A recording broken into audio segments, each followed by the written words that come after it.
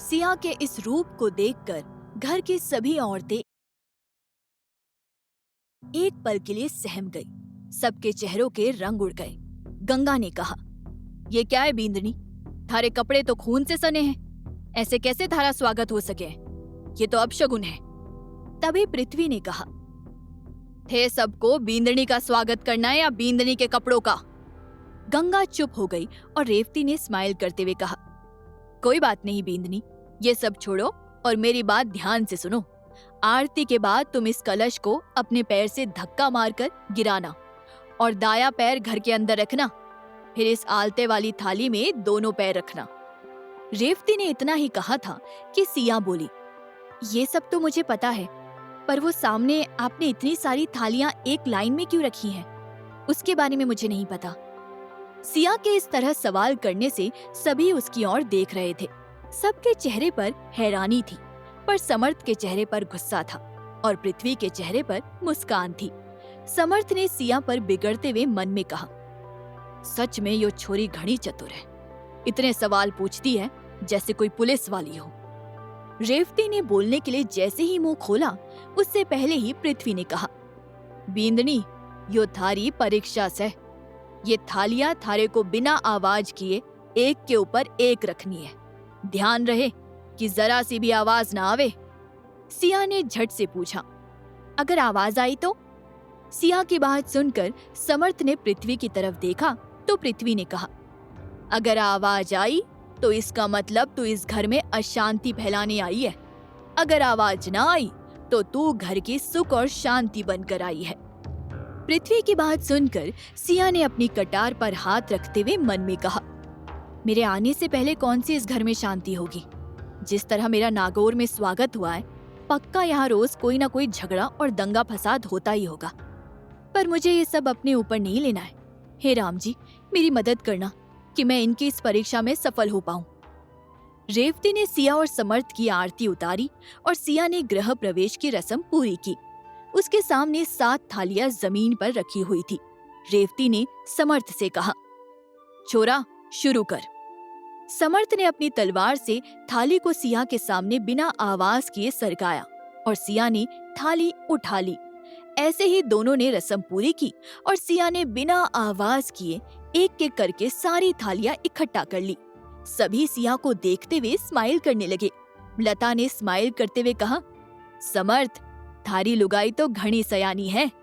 समर्थ ने मुंह बनाते हुए कहा, सयानी नहीं, इसे चतुर कहे से का किसा। सभी सिया की तरफ देख रहे थे। समर्थ की बात सुनकर सिया ने मन में कहा, और आपको भी इंसान नहीं कहते हैं बल्कि शैतान कहते हैं। लता ने सिया से थालियां ली। रेवती ने वहां मौजूद घर की औरतों और लड़कियों से कहा, नेत्रा, राधिका, रूही, मीना और मधु, बींदनी को रूही के कमरे में लेकर जाओ। नए कपड़े दो बींदनी को और उसे मेकअप करके तैयार कर दो। नेत्रा, रूही, मीना, मधु और राधिका सिया को लेकर रूही के कमरे में चली गई। उनके जाते ही पृथ्वी ने बाकी सब लोगों से कहा, अब सब लोग हमारी बात कान खोल कर सुनो। ये छोरी ठाकुर महेंद्र की छोरी ना है, बल्कि उसकी सहेली है। वो छोरी शादी से भाग गई थी, इस वास्ते इस छोरी को लेके आए हैं। अब हमारे से कोई सवाल जवाब ना करे तो बेहतर होगा। पृथ्वी की बात सुनकर सभी समर्थ और पृथ्वी को घूर रहे थे, लेकिन पृथ्वी ने इतना बोलकर वहां से अपने कमरे में चले गए। बाकी बारातियों को रतन ने हाथ जोड़कर विदा कर दिया। समर्थ ने कहा, सत्या, सामान लेकर छत पर आ जाना। गंगा समर्थ को टोकते हुए बोली, छोरा, आज थारी सुहाग रात है, आज भी यो सब। गंगा ने समर्थ से इतना ही कहा था कि समर्थ ने उनको घूरा और छत पर चला गया। बाकी मर्द भी वहां से चले गए और औरतें काम में लग गई। दूसरी ओर रूही के कमरे में सिया को नया राजस्थानी घाघरा चोली पहनाकर ड्रेसिंग टेबल के सामने बैठाया गया था। वो सब सिया को रेडी कर रही थी। राधिका ने सिया को देखते हुए कहा, भाभी सा, कितनी सुंदर लग रही हैं आप। मधु ने स्माइल करते हुए कहा, नजर ना लगा देना मेरे देवरानी को। सिया चुपचाप बैठी हुई थी। तभी एक नौकरानी एक थाली में खाना लेकर रूही के कमरे में आई। रूही ने खाना लेकर उसे भेज दिया। रूही ने सिया से कहा, आपका खाना आ गया जीजी, मैं आपको जीजी बुला सकती हूँ ना? वैसे आपका नाम क्या है? सिया ने स्माइल करते हुए कहा। मेरा नाम सिया है, तुम मुझे जीजी बोल सकती हो। सभी ने सिया को अपना इंट्रो दिया। फिर उन्होंने सिया को खाना खाने को कहा, जिससे सिया खाना खाने लगी। मीना ने सिया को छेड़ते हुए कहा, अब आप काके साथ जल्दी से खाना खाकर अपनी भूख मिटा लीजिए, फिर तो आपको काकोसा की भूख मिटानी है। मीना की बात सुनकर सिया ने अपनी कमर पर बंधी कटार को कसकर पकड़ लिया। सिया धीरे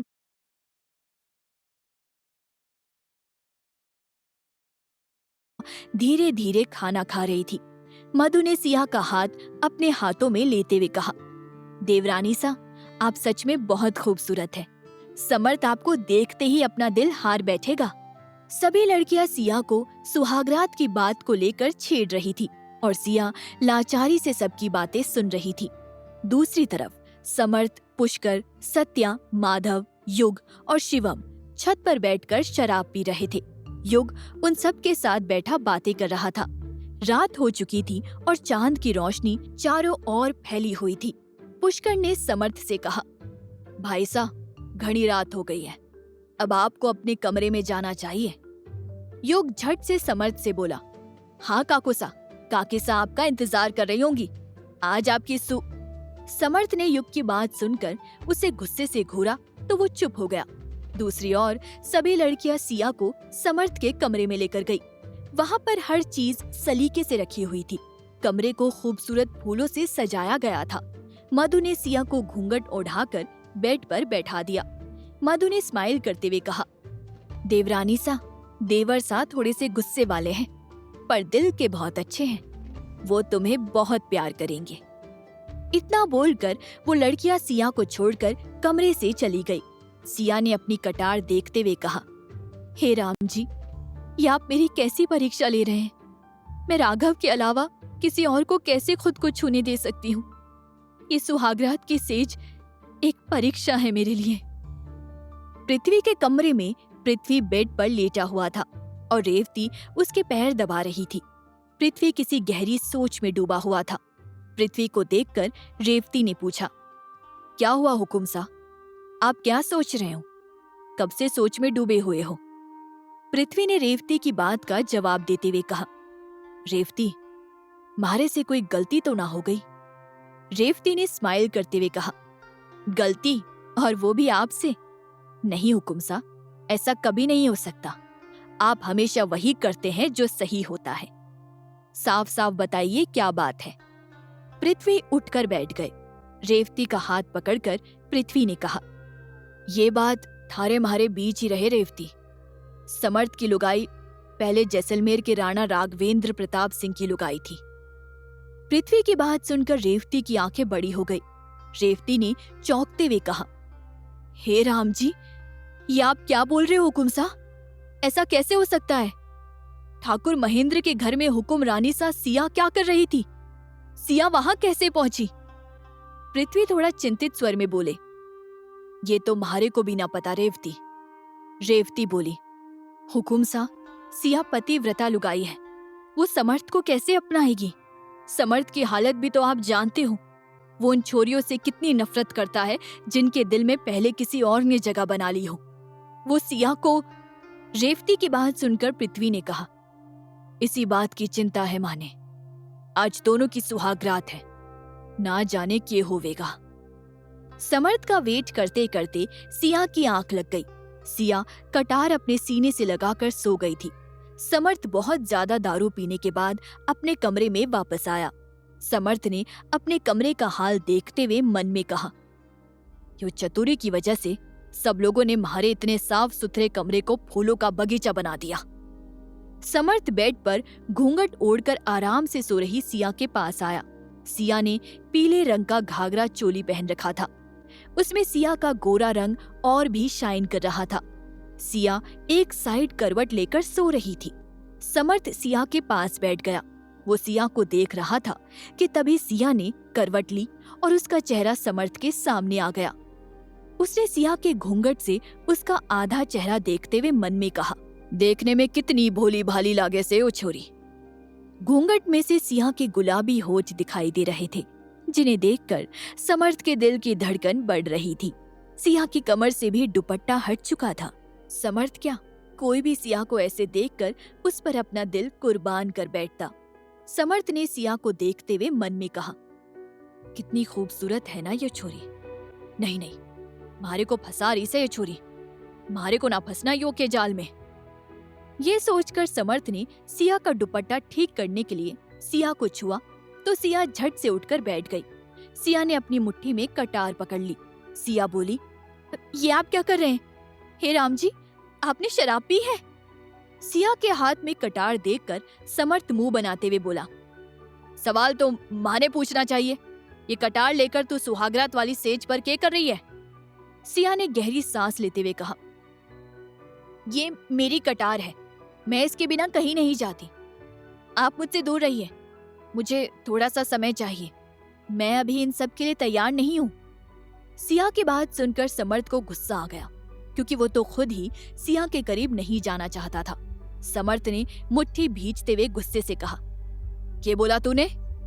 समर्थ के गुस्से से बोलने के कारण सिया थोड़ा डर गई और पीछे खिसकते हुए बोली, आपने बहुत पी रखी है, हम इस बारे में सुबह बात करेंगे। समर्थ सिया की बात सुनकर गुस्से से भर गया था। समर्थ ने सिया की ओर हाथ बढ़ाते हुए कहा, क्या बोल रही है तू?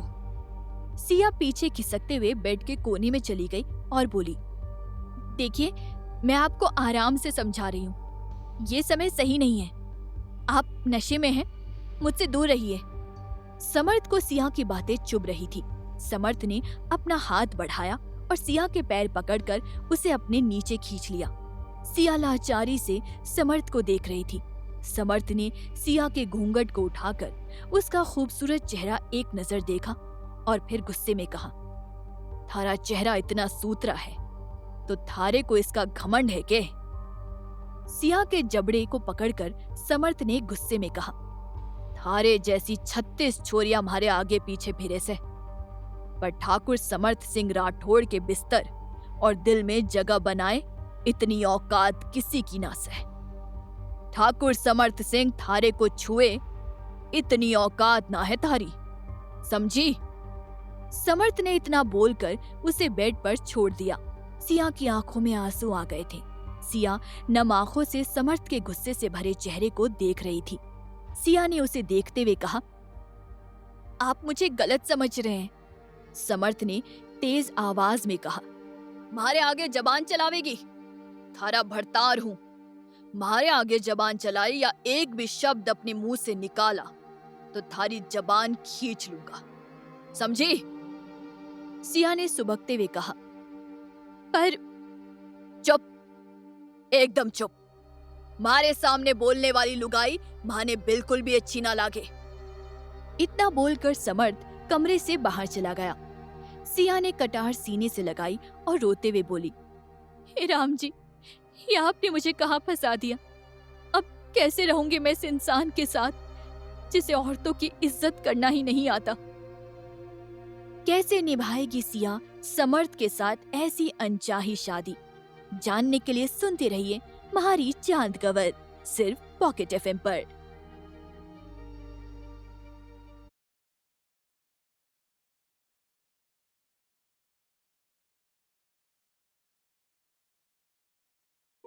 अगली सुबह सिया के कमरे का किसी ने दरवाजा खटखटाया। जीजी, जीजी। कमरे के बाहर से रूही की आवाज आई। सिया की आंख खुली तो वो अपने कपड़े ठीक करके बिस्तर से उठी और दरवाजा खोला। फिर सामने खड़ी रूही और नेत्रा को देखा, जो राजस्थानी घाघरा चोली और जड़ाऊ गहने लेकर आई थी। सिया ने उन दोनों को देखकर कहा, आप दोनों? नेत्रा ने कहा, भाभी साहब आपके लिए कपड़े लाए थे। रूही ने सिया का बिस्तर देखते हुए कहा, जीजी ठाकुर सा कहाँ है? सिया ने गहरी सांस लेते हुए कहा, मुझे नहीं पता। सिया की बात सुनकर रूही और नेत्रा एक दूसरे की ओर सवालिया नजरों से देखने लगी। नेत्रा ने कहा, भाभी साहब आप नहाकर ये कपड़े पहन लीजिए और हम दोनों आपका कमरा साफ कर देते हैं। सिया ने हाँ में सर हिलाया और कपड़े लेकर बाथरूम में चली गई। सिया के बाकी कपड़े रूही और नेत्रा ने अलमारी में रख दिए। रूही और नेत्रा कमरा साफ कर रही थी और सिया रेडी हो रही थी। सिया ने अपनी कमर पर कटार बांधी तो उसे देखकर रूही और नेत्रा को अजीब लगा। सिया की कटार देखकर रूही ने पूछा, जीजी, आप ये कटार हमेशा अपने साथ क्यों रखती हैं? ये आपको किसी ने दी है? रूही की बात सुनकर सिया ने मन में कहा, अब इस रूही को क्या बताऊं कि ये कटार मेरे प्यार की निशानी है। मेरे राघव ने मुझे ये कटार दी थी। सिया के जवाब ना देने पर नेत्रा ने सवाल किया, क्या हुआ भाभी साहब, चुप क्यों हो गई? रूही ने कुछ पूछा है आपसे? नेत्रा का सवाल सुनकर सिया ने हल्की सी मुस्कान के साथ कहा, कुछ नहीं, ये मेरे किसी अपने की निशानी है, इसको मैं खुद से दूर नहीं कर सकती। सिया की बात सुनकर रूही और नेत्रा कुछ बोलती उससे पहले ही कमरे में समर्थ आया और आते ही उसकी नजर सिया पर पड़ी। सिया ने रॉयल ब्लू कलर का राजस्थानी घाघरा चोली पहन रखा था जिसमें वो बहुत ही खूबसूरत लग रही थी। समर्थ ने एक नजर सिया को ऊपर से नीचे तक देखा तो रूही ने नेत्रा के कान में कहा, देखा जीजी, ठाकुर सा की नजर सिया जीजी के ऊपर कैसे ठहर गई है। समर्थ ने नेत्रा और रूही को देखते हुए सख्ती से सवाल किया, थे दोनों अट्ठे के कर रही हो? रूही ने झट से कहा, अब आपका कमरा साफ कर रहे थे ठाकुर सा।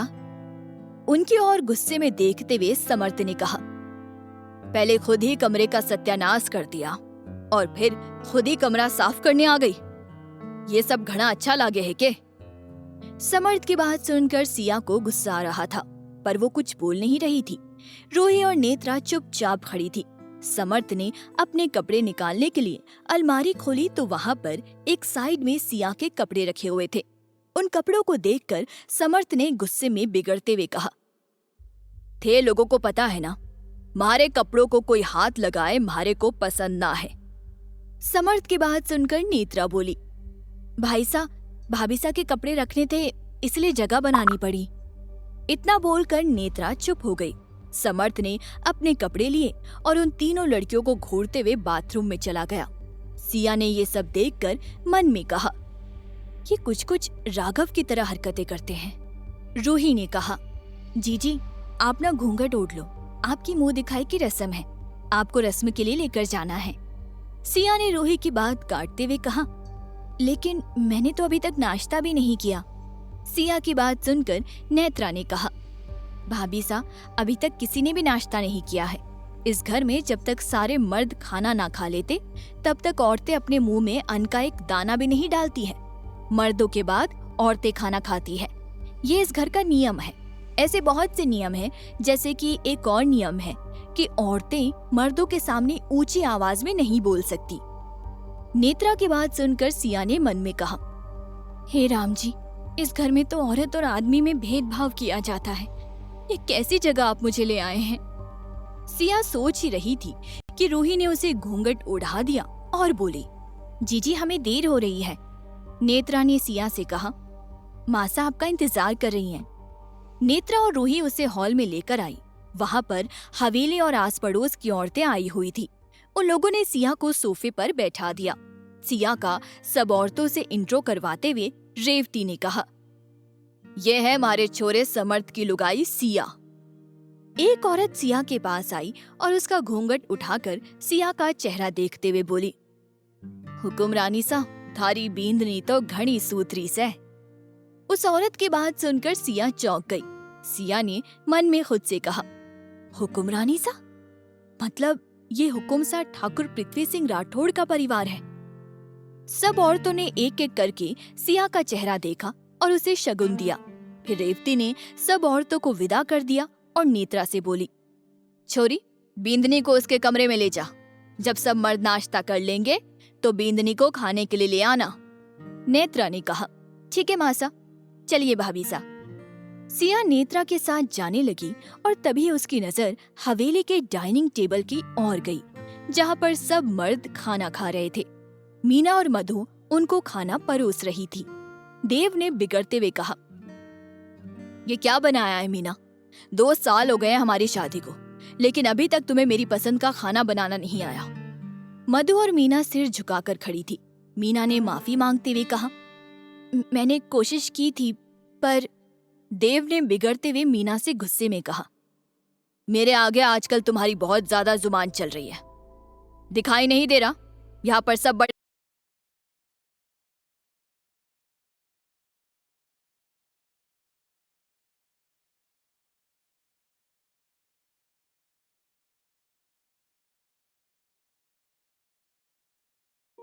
अगली सुबह सिया के कमरे का किसी ने दरवाजा खटखटाया।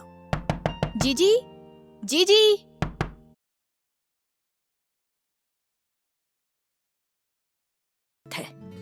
सिया ने सवाल दादी को, लेकिन अभी तक तुम्हें मेरी पसंद का खाना बनाना नहीं आया। मधु और मीना सिर झुकाकर खड़ी थी। मीना ने माफी मांगते हुए कहा, मैंने कोशिश की थी, पर देव ने बिगड़ते हुए मीना से गुस्से में कहा, मेरे आगे आजकल तुम्हारी बहुत ज्यादा जुबान चल रही है। दिखाई नहीं दे रहा यहाँ पर सब बड़े बैठे हुए हैं। सिया ने ये सब देखकर गुस्से में मुट्ठी भींच ली। सिया को अपने परिवार की याद आने लगी। सिया के परिवार में औरतें और मर्द एक साथ खाना खाया करते थे। कभी कभी तो सब प्यार से एक दूसरे को भी खाना खिलाया करते थे। ये सब याद करके सिया की आंखें नम हो गई थी। सिया को पछतावा हो रहा था कि वो कैसे इस तरह के जाहिल परिवार में आ गई है। यहाँ पर औरतों का कोई सम्मान नहीं है। सिया को राठौड़ परिवार का माहौल बिल्कुल भी अच्छा नहीं लग रहा था। नेत्रा और रूही सिया के साथ ही थी। सिया को खड़ा डाइनिंग टेबल को घूरते देखकर पृथ्वी ने सिया से सवाल किया, क्या हुआ बींदनी? लेकिन सिया कुछ ना कह सकी। समर्थ ने मुंह बनाते हुए कहा, भूख लगी है के? मारे खाने की तरफ के घूर रही से? मने खाना खा लेन दो चैन से, नहीं तुम्हारा पेट दुखेगा। समर्थ की बात सुनकर सिया ने गुस्से से अपनी मुट्ठी भींच ली और वहां से अकेली समर्थ के कमरे में चली गई और दरवाजा बंद कर लिया। सिया के जाने के बाद पृथ्वी ने समर्थ को घूरते हुए कहा, छोरा थारी लुगाई कल ही आई है इस घर में, उसके साथ ऐसे बात करना जरूरी था के? समर्थ ने मुंह बनाते हुए कहा, ताऊसा, इस घर में लुगाइयों के वास्ते नियम बने हैं और इस बारे में हमारी लुगाई को पता होना चाहिए। पृथ्वी समर्थ की बात सुनकर चुप हो गया। दूसरी ओर सिया ने अपना घूंघट उठाया और बेड पर बैठ गई। उसने गुस्से में अपनी दोनों मुट्ठियां भींच ली थी। सिया ने अपनी कटार ली और उसे देखते हुए बोली, आपसे बहुत बड़ी गलती हो गई राघव। आपने मुझे गलत सलाह दी थी। आपसे गलती हुई थी इन्हें समझने में। सिया ने अपनी आंखें बंद कर ली और अपने अतीत के पलों में खो गई। फ्लैशबैक। एक बहुत ही खूबसूरत महल के छज्जे पर सिया राघव के सीने पर सिर रखकर लेटी हुई थी। रात का समय था और सिया ने राजपूती लिबास पहन रखा था। सिया ने उस राघव से कहा, हुकुम सा, आप चीटिंग कर रहे हैं। बापू सा ने आपको 2 महीने के लिए अयोध्या भेजा था, लेकिन आप हर हफ्ते मुझसे चोरी छुपे मिलने यहाँ आ जाते हो। बापू सा ने आपको देख लिया तो? राघव ने सिया को बाहों में भरते हुए कहा, सिया, आपको लगता है कि राजस्थान के हुकुम सा राघवेंद्र प्रताप सिंह किसी से डरते होंगे? मैं आपके बापू सा की इज्जत करता हूँ, डरता नहीं हूँ। सिया ने मुंह बनाते हुए कहा, आप भूल रहे हैं हुकुम सा कि आपसे पहले मेरे दादो सा ही राजस्थान के हुकुम सा थे। उस हादसे के बाद दादी सा ने आपके परिवार को ये गद्दी सौंपी थी। राघव ने सिया की बात सुनकर स्माइल करते हुए कहा, हाँ सिया, पर तब हमारे परिवार के जितना काबिल इस पूरे राजस्थान में कोई नहीं था। सिया ने राघव के सीने पर हाथ रखते हुए पूछा, क्या सच में इस राजस्थान में आपके परिवार के जितना काबिल कोई नहीं है? राघव ने गंभीरता से सिया से कहा, सिया, ये गद्दी हमारे परिवार के पास सुरक्षित है। सिया ने सवाल किया, बताइए ना राघव, अगर मुझे कभी हुकुम सा की गद्दी का फैसला लेना पड़े तो मैं किसे ये गद्दी दूं? सिया का सवाल सुनकर राघव ने स्माइल करते हुए पूछा, क्यों सिया, आपको ये गद्दी नहीं चाहिए? आपको हुकुम सा की गद्दी से प्यार नहीं है क्या? सिया ने राघव को बाहों में भरते हुए कहा, मुझे सिर्फ आप चाहिए। मैं सिर्फ आपसे प्यार करती हूँ, मुझे राजगद्दी नहीं चाहिए। राघव ने सिया का चेहरा अपने हाथों में भरते हुए कहा, कौन से अच्छे कर्म किए थे मैंने पिछले जन्म में जो मुझे आप जैसी पत्नी मिली। सिया ने राघव की आंखों में देखते हुए कहा, मैंने भी तो पिछले जन्म में कुछ अच्छे कर्म ही किए होंगे जो मुझे आप जैसा इतना प्यार करने वाला पति मिला है जो मुझसे मिले बिना नहीं रह सकता। राघव ने सिया की आंखों में देखते हुए कहा, आपको मिलने के लिए तो मैं कुछ भी कर सकता हूँ सिया। मुझे भगवान से लड़कर आपसे मिलने के लिए आना पड़े तो भी मैं आ जाऊंगा। सिया ने अपना हाथ राघव के सामने करते हुए कहा, वादा कीजिए आप मेरे साथ हमेशा रहेंगे, मुझसे दूर नहीं होंगे। राघव ने सिया का हाथ थामते हुए कहा, मैं वादा करता हूं सिया, मैं आपके साथ हमेशा रहूंगा, आपको छोड़कर कभी नहीं जाऊंगा। वैसे आपको लाइफ में कभी भी हुकुम सा की गद्दी का फैसला करने का मौका मिले तो आप ये गद्दी नागौर के मुखिया पृथ्वी सिंह राठौड़ को ही देना। हमारे परिवार के बाद उनका परिवार ही इस गद्दी के लायक है। राघव का जवाब सुनकर सिया ने सवाल किया, क्यों राघव, उनमें ऐसी क्या खास बात है? क्या वो लोग आपके कुछ लगते हैं? सिया की बात सुनकर राघव कुछ सोचने लगा और फिर सिया को जवाब देते हुए बोला, ऐसा जरूरी थोड़ी ना है कि किसी से रिश्ता होने पर ही उसे इतनी बड़ी जिम्मेदारी सौंपी जाए सिया। वो लोग बहुत ही समझदार और काबिल है, इसलिए मैंने बोला कि आपको अगर कभी मौका मिले ऐसा फैसला करने का तो आप उन्हें ही ये जिम्मेदारी देना, ठीक है? सिया ने राघव की आंखों में देखते हुए कहा, जैसा आपका हुक्म। फिर राघव ने स्माइल किया और सिया के होठों पर अपने होठों को रख दिया। फ्लैशबैक खत्म। सिया ने अपनी आंखें खोली और अपने आंसू साफ करते हुए बोली, ये परिवार और ये लोग बिल्कुल वैसे नहीं है जैसा आपने मुझसे कहा था राघव। ये परिवार हुकुम सा की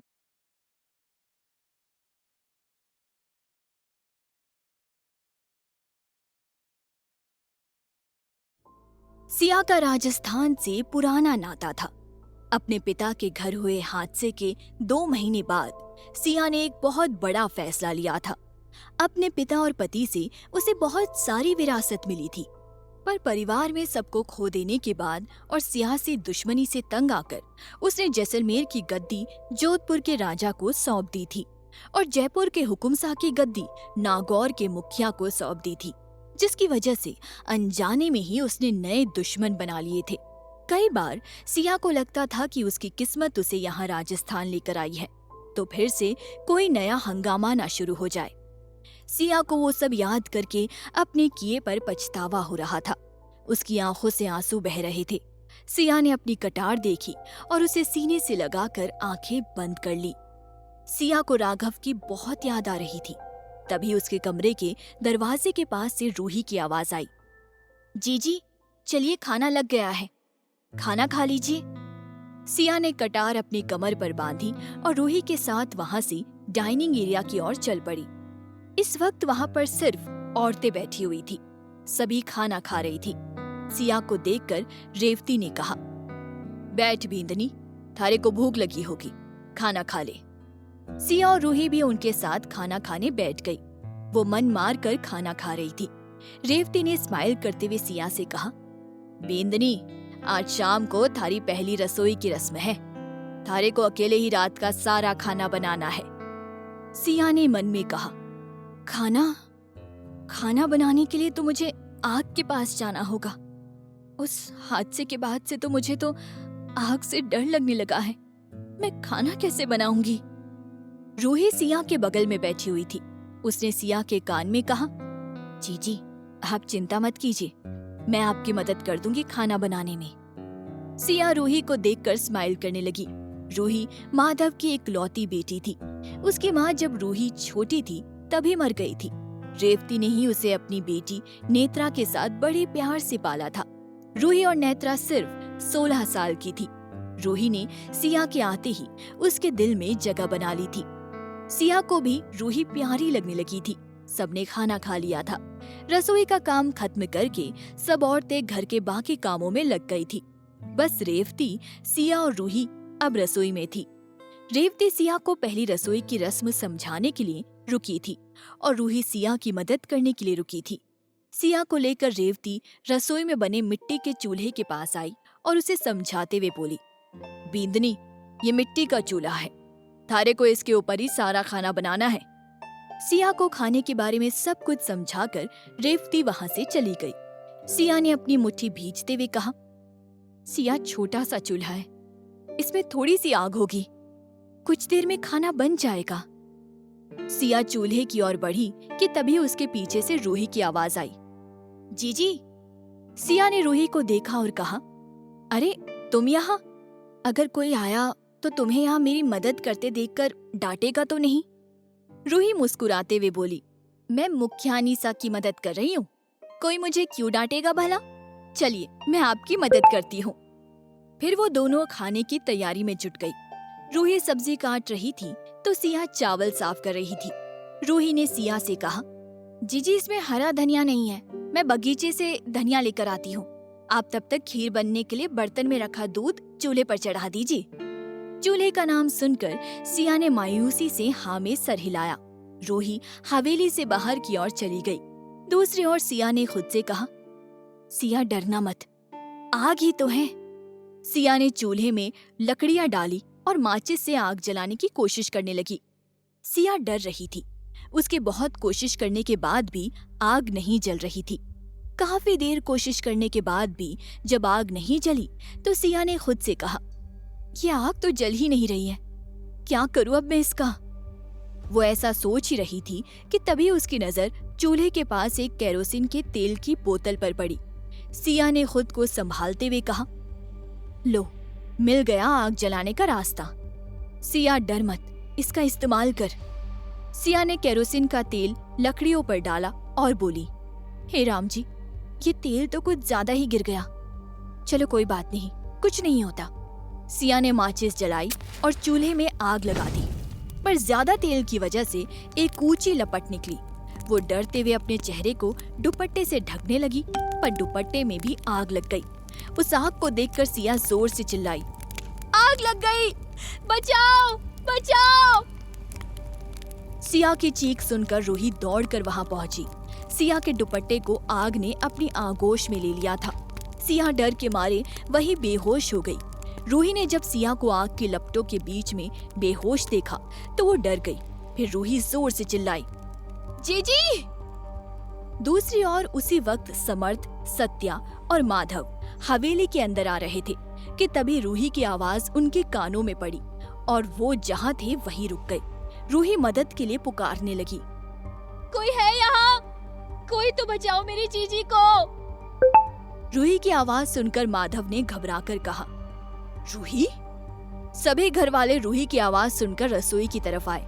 आग के लपटों के बीच में सिया बेहोश जमीन पर पड़ी हुई थी। सिया को देखकर सब डर गए। रूही चिल्ला रही थी, जीजी, जीजी। समर्थ आग की लपटों को देखकर घबरा गया था। उसके सामने कुछ धुंधली यादें आ गई थी, जिसमें एक लड़की आग में फंसी हुई थी और वो चिल्ला रही थी, बचाइए हमें, बचाइए हमें। रेवती ने समर्थ के कंधे पर हाथ रखते हुए कहा, छोरा तू देख के रहा है, बींदनी को निकाल वहां से। रूही अपने बापू यानी माधव के सीने से लिपट गई। सत्या और बाकी लोग आग बुझाने के लिए पानी लेने बाहर कुएं की ओर भागे। समर्थ आग में कूद गया और उसने सिया को हिलाते हुए कहा, क्या हुआ थारे को? छोरी उठ। सिया की चुनरी जल चुकी थी। समर्थ ने उसे गोद में उठाया और आग के लपटों से बाहर आया तो रूही ने रोते हुए पूछा, क्या हुआ जीजी को ठाकुर साहब? समर्थ बिना कुछ बोले सिया को अपने रूम में ले गया। उसने सिया को बेड पर लेटाया। सिया के चेहरे पर राख लगी हुई थी। उसने उसका चेहरा साफ किया। इस वक्त सिया ने सिर्फ घाघरा चोली पहन रखा था। उसे ऐसे देखकर समर्थ के दिल में हलचल मच रही थी। उसने जल्दी से सिया को कंबल उड़ा दिया। आग बुझाकर सब समर्थ के कमरे में आए। रेवती ने पूछा, क्या हुआ बींदनी ने छोरा? समर्थ सिया के चेहरे की ओर देख रहा था। उसके दिमाग में बहुत कुछ चल रहा था। रूही सिया के पास बैठ गई और उसने रोते हुए कहा, जीजी उठिए ना। मधु ने सिया को चेक करते हुए कहा, देवरानी सब बेहोश है मासा। रेवती ने सत्या को घूरते हुए कहा, ए छोरा, डॉक्टर को बुला तो। सत्या मुंह बनाते हुए फोन करने लगा, लेकिन तभी समर्थ ने कहा, कुछ ना हुआ इसे ताईसा, घड़ी चतुरी से खाना ना बनाना पड़े इसलिए बेहोशी का नाटक कर रही से। ये बोलकर उसने साइड में रखे पानी के जग से पानी लेकर सिया के चेहरे पर छींटे मारे। सिया बौखला कर उठी और बोली, क्या हुआ?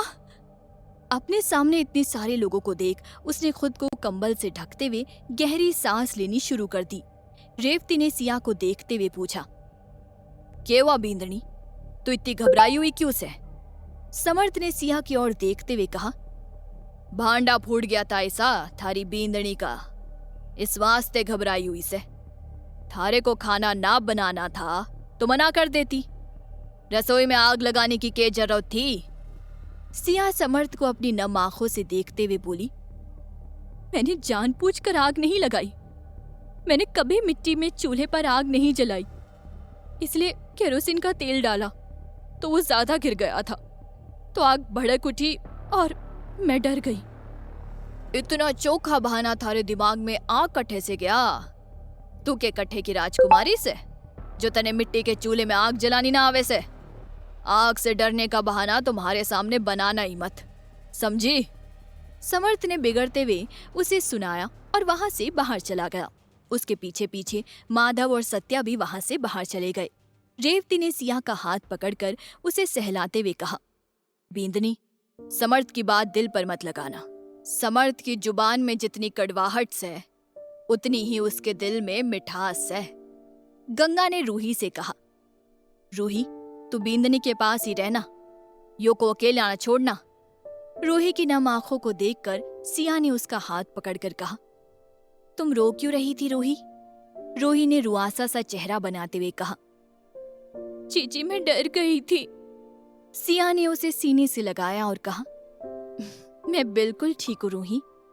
तभी रेवती ने सिया को सहलाते हुए कहा, बींदनी, तू आराम कर, हम लोग खाना बना लेंगे, वैसे भी कल घना काम है घर में। क्या काम है ताईसा? सिया के सवाल पर गंगा ने जवाब दिया, थारे सबसे छोटे काका ससुर की बरसी है कल, इस वास्ते मंदिर में थारे ताया ससुर को हवन करवाना है। सिया ने सवाल किया, ये हवन तो घर में होना चाहिए, फिर मंदिर में क्यों? सिया ने इतना ही कहा था कि तभी रेवती उसका सिर सहलाते हुए बोली, बींदनी, थारे काका ससुर का परिवार म्हारे घर में नहीं आवेगा। उनका छोरा अक्षत और बींदनी पाखी लंदन से आने वाले हैं। वो लोग मंदिर में आवेंगे और मंदिर से ही वापस चले जाएंगे। अक्षत और पाखी का नाम सुन सिया परेशान होकर मन ही मन बोली, हे राम जी, अक्षत और पाखी यहाँ आने वाले हैं, उन लोगों ने मुझे देख लिया तो क्या होगा? गंगा ने कहा, रूही, तू बींदनी का ध्यान रखना, हम लोग काम करने जाते हैं। रूही और सिया के अलावा सब लोग कमरे से बाहर चले गए।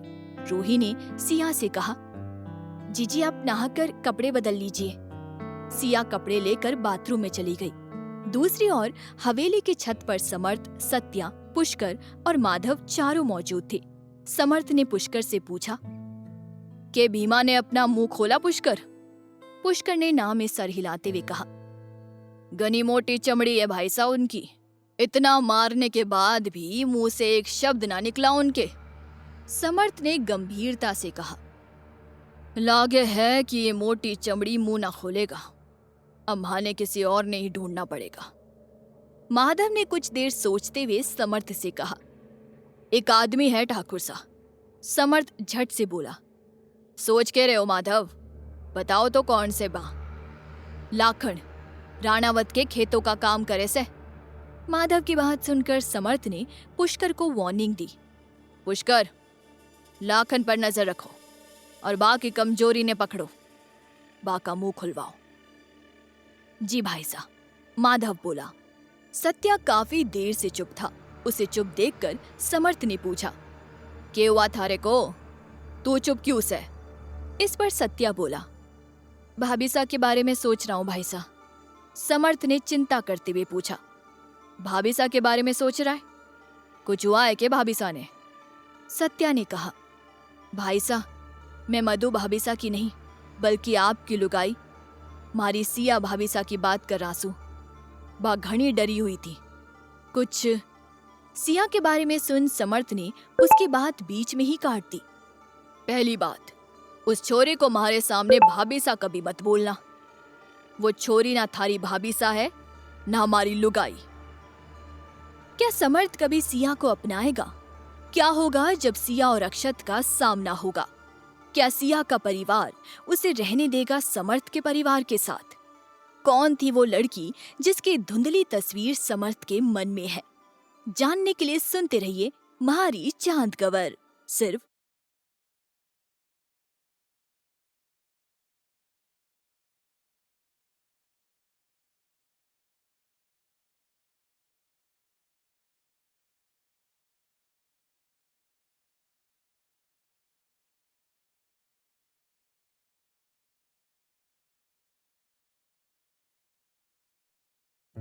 समर्थ की बात सुनकर वहां मौजूद सब लोग एक पल के लिए चुप हो गए थे। सबको समर्थ के गुस्से के बारे में पता था, इसलिए सब शांत थे। समर्थ ने पुष्कर को देखते हुए कहा, पुष्कर, तू जाकर गला गीला करने का इंतजाम कर। ये सुनकर पुष्कर ने कहा, भाई साहब, आजकल आप गला कुछ ज्यादा ही गीला कर रहे हो। समर्थ बोला, तू जा रहा है या? समर्थ की डांट सुन पुष्कर चुपचाप वहां से चला गया। दूसरी ओर युग कॉलेज से घर आया तो उसने अपनी मासा से सिया के बारे में पता चला। वो तुरंत सिया के कमरे में पहुंचा। सिया उस वक्त ड्रेसिंग टेबल के सामने खड़ी अपने बाल बना रही थी और रूही उसका कमरा सेट कर रही थी। युग ने सिया को पुकारा, काकीसा। उसकी आवाज सुन सिया और रूही ने उसे देखा।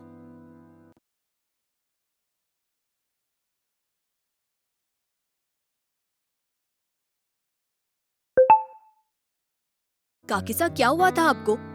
आप ठीक तो है ना? ये बोलते हुए वो अंदर आ गया। सिया ने स्माइल करते हुए कहा, हाँ मैं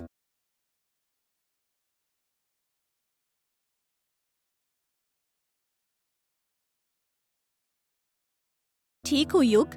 युग ने रूही को देखकर उसे छेड़ते हुए कहा, ये चूया यहाँ क्या कर रही है काकीसा? जरूर इसी ने आपको तंग किया होगा। रूही ने मुंह बनाते हुए उससे कहा, तुम तो किसी को तंग नहीं करते, है ना चमगादड़? युग ने मुंह बनाते हुए कहा, चूया, तुमने मुझे चमगादड़ कहा? रूही कमर पर हाथ रखते हुए बोली, तुमने मुझे चूहिया बोला।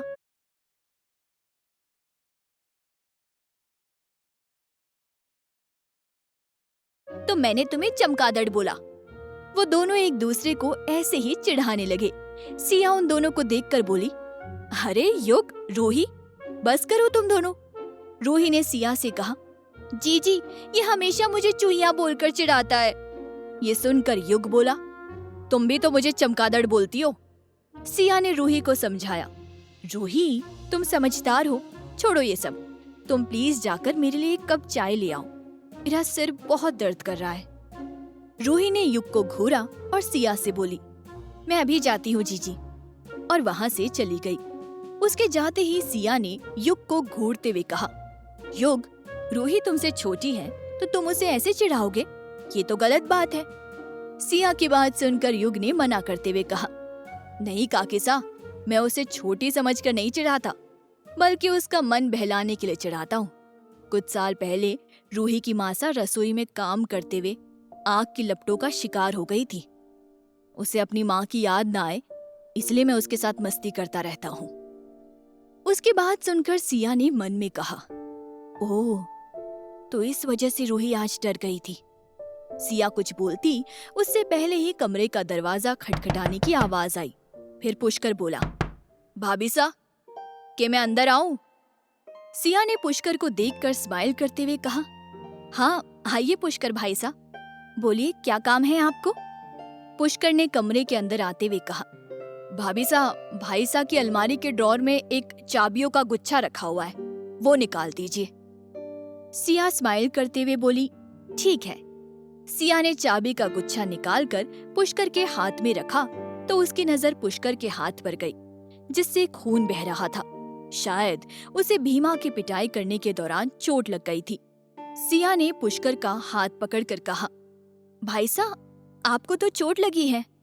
पुष्कर ने मना करते हुए कहा, अब कुछ नहीं भाभी साहब, छोटा सा घाव है। सिया बोली, क्या छोटा सा घाव है भाई साहब, इतना खून बह रहा है, चलिए बैठिए।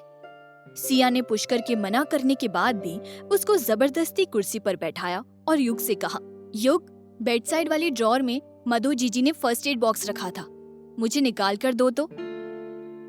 जी काकी सा। ऐसा बोलकर युग ने ड्रॉर से फर्स्ट एड बॉक्स निकालकर सिया को दिया और सिया पुष्कर की ड्रेसिंग करने लगी। पुष्कर सिया को देखते हुए मन में बोला, भाई साहब बिना बात ही ने गलत समझ रहे, ये इतनी भी बुरी ना है।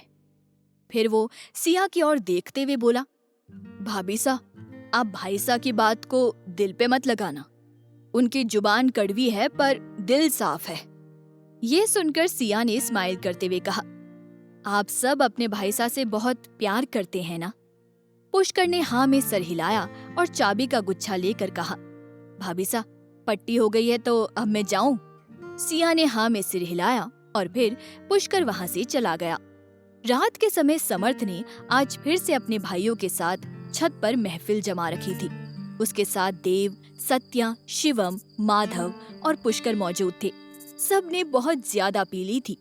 कुछ देर बाद जब सोने के लिए अपने अपने कमरे में जाने लगे तो सत्या ने समर्थ से पूछा, भाई साहब मेरे कमरे में सो जाओ, आपके कमरे पर तो उस छोरी ने कब्जा कर रखा है।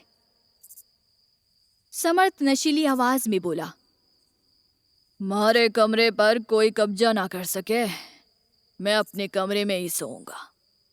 इतना बोलकर समर्थ अपने कमरे की ओर चला गया। दूसरी ओर कमरे में सिया ड्रेसिंग टेबल के सामने खड़ी अपने गहने निकालकर ड्रेसिंग टेबल की ड्रॉर में रख रही थी। तभी एक हार में उसके ब्लाउज की डोरी अटक कर खुल गई। सिया बोली, हे राम जी, ये डोरी कैसे खुल गई? वो अपने ब्लाउज की डोरी बांध ही रही थी कि तभी समर्थ कमरे में आया। सिया ने उसकी आहट नहीं सुनी, पर समर्थ सिया के पास आ गया था। शराब के नशे की हालत में समर्थ को कुछ भी पता नहीं चल रहा था। वो सिया के करीब आया और उसके ब्लाउज की डोरी पकड़ ली। उसके छुअन से सिया ने डरते हुए पीछे देखकर कहा, आप ये क्या कर रहे हैं? समर्थ ने उसकी कमर में हाथ डालकर उसे अपने करीब खींच लिया। सिया इतना डर गई थी कि उसने अपनी कटार निकालने के लिए कमर पर हाथ रखा, पर वो कटार उसकी कमर पर नहीं थी। उसने डरते हुए कहा, देखिए आप दूर रहिए मुझसे, प्लीज मुझे थोड़ा समय दीजिए। समर्थ के कानों में तो उसकी बात पड़ रही थी, पर उसके दिमाग में वो बातें समझने की हिम्मत नहीं बची थी। उसने नशे में कहा, थारा भरतार हूं मैं, थारे साथ कुछ भी कर सकूं। उसकी बात सुनकर सिया और ज्यादा डर गई। उसने मन में खुद से कहा, उस दिन तो ये बोल रहे थे कि ये मुझे छुएंगे भी नहीं, और आज ऐसे बोल रहे हैं, क्या हो गया आज इन्हें? सिया ने सहमी हुई आवाज में समर्थ को फिर से समझाते हुए कहा, मैं जानती हूँ कि आप मेरे पति हैं और मेरे साथ कुछ भी कर सकते हैं, पर मैं अभी इसके लिए तैयार नहीं हूँ और आप इस स्थिति में भी नहीं है कि आप कुछ समझ सके। उसकी बात सुनकर समर्थ कुछ बोलने ही वाला था कि तभी बहुत ज्यादा नशे में होने की वजह से वो बेहोश होकर वहीं सिया की बाहों में गिर गया।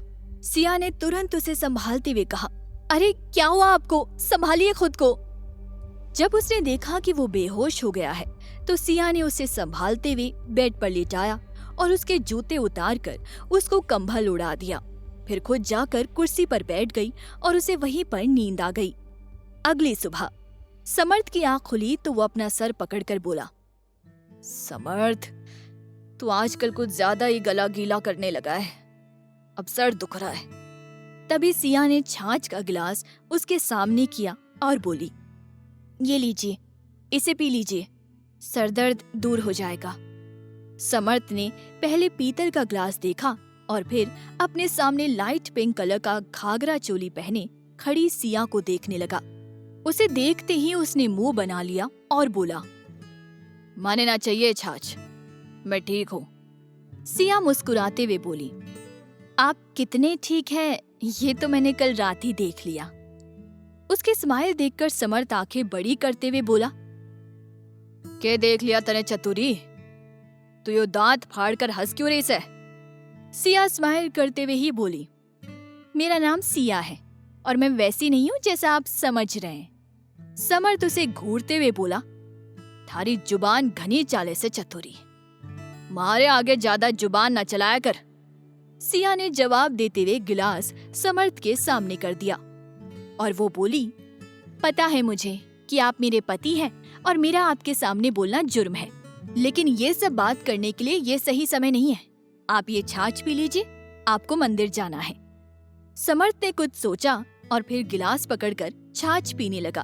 तभी सिया आगे बोली, हाँ एक बात और, आप ताऊसा को बोल दीजिएगा कि मैं मंदिर नहीं जा सकती। समर्थ ने छाछ खत्म किया और बोला, क्यों, तू क्यों नहीं जावेगी मंदिर? सिया मन में बोली, अब इनको कैसे बताऊं कि मैं अक्षत और पाखी का सामना नहीं कर सकती। क्या हुआ, चुप क्यों हो गई? कठे थारे पीरियड्स तो ना चल रहे? समर्थ बिना सोचे समझे ये बोल गया। वही उसके मुंह से इंग्लिश वर्ड और पीरियड के बारे में सुनकर सिया चौंकते हुए बोली, आप इंग्लिश में ये क्या बोल रहे हैं? और ऐसा कुछ नहीं है। समर्थ बेड से उठा और उसने ग्लास नाइट स्टैंड पर रखा। सिया चुपचाप खड़ी समर्थ की हरकतें देख रही थी। समर्थ ने उसकी ओर कदम बढ़ाए तो सिया ने झट से कदम पीछे लेना शुरू कर दिए। समर्थ उसकी ओर बढ़ रहा था और सिया पीछे हट रही थी। कुछ पल के बाद सिया ने कहा, देखिए मेरा मंदिर में कोई काम नहीं है, इसलिए मैं वहां जाकर क्या करूंगी? समर्थ ने उसकी ओर बढ़ते हुए कहा, थारे को मंदिर जाने वास्ते किसी ने पूछा ना है, बल्कि बताया है कि तू भी मंदिर जावेगी। सिया बोली, मैंने एक बार बोल दिया है कि मैं नहीं जाऊंगी, तो आप जबरदस्ती क्यों कर रहे हैं? हर बार जबरदस्ती करना अच्छा लगता है क्या आपको? सिया कदम पीछे लेते लेते अब दीवार से सट गई थी। समर्थ अब भी उसकी ओर बढ़ रहा था। ये देख सिया ने उसे वार्न करते हुए कहा, देखिए मेरे साथ जबरदस्ती मत कीजिए, ये जबरदस्ती आपको महंगी पड़ेगी। वो अभी बोल ही रही थी कि समर्थ ने झटके से उसकी कमर में हाथ डाला और उसे अपने करीब खींचते हुए कहा, महंगी? तू अपने भड़ताड़ धमकी दे रही से? और इंग्लिश वर्ड हमारे मुंह से सुनकर इतना चौंक क्यों गई? I think you don't know that I am well educated man. Samarth का हाथ सिया के दुपट्टे के अंदर से उसकी कमर को छुआ तो वो सिहर गई और उसने अपनी आंखें बंद कर ली। उसे ऐसा करते हुए देखकर समर्थ ने उसे घूरते हुए कहा, थाने मारी छुअन अच्छी ना लागे है ना? घिन आवे मारे से थारे को? आंखें खोल, मारी आंखों में आंखें डाल कर बता। सिया ने डरते हुए अपनी आंखें खोली तो उसकी आंखों में आंसू थे। उसने रुंधे स्वर में कहा, मैं आपको अभी अच्छे से जान भी नहीं पाई, इसलिए थोड़ा डर लग रहा है। सिया की बात सुनकर समर्थ ने उसकी कमर पर अपनी पकड़ और मजबूत कर ली और बोला, तो के हमारे साथ घर बसाने का सपना ना है थारा? सिया ने अब रोना शुरू कर दिया था। वो रोते हुए बोली, मुझे अच्छा नहीं लग रहा है, प्लीज मुझे अभी के लिए छोड़ दीजिए। उसे ऐसे रोते हुए देखकर समर्थ ने प्यार से उसे अपने सीने से लगा लिया। सिया को अब ये सब मौत के समान लग रहा था। उसने रोते हुए कहा, प्लीज ऐसा मत कीजिए, मुझे अच्छा नहीं लग रहा है। क्या सिया का मंदिर जाने से मना करना पड़ेगा उसे भारी? क्या समर्थ कभी समझ पाएगा सिया के जज्बातों को? जानने के लिए सुनते रहिए महारी चांद कवर, सिर्फ पॉकेट एफएम पर।